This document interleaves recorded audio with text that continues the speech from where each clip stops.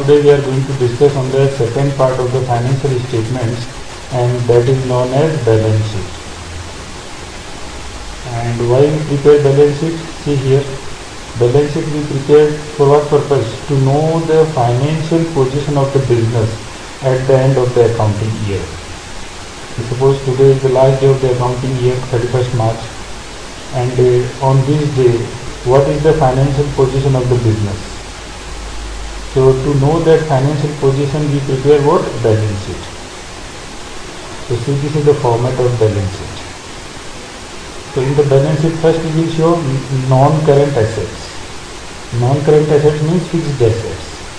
And assets, we know that assets are what? Resources which business owns.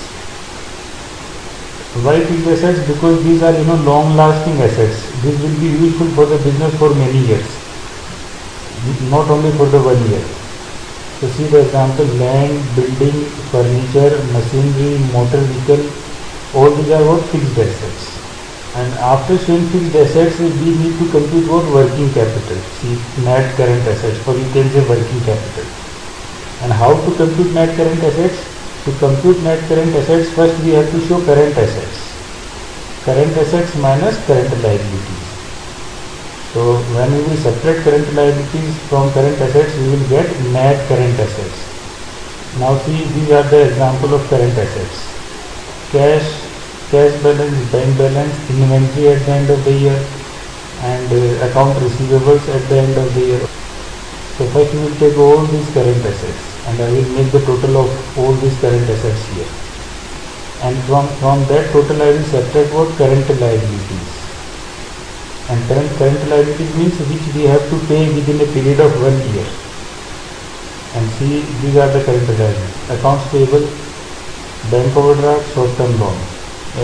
Let's take an example. Suppose my total of fixed asset is $10, and total of current asset is $50, and total of current liability is suppose $45.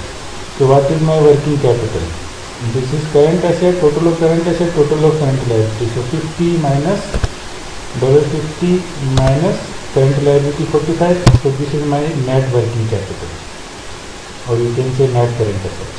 So fixed assets plus working capital. So what will be the total?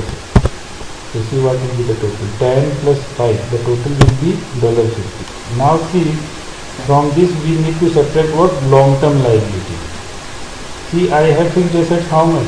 $10. And what is my working capital? $5. Working capital means the money which we require to for day-to-day routine business.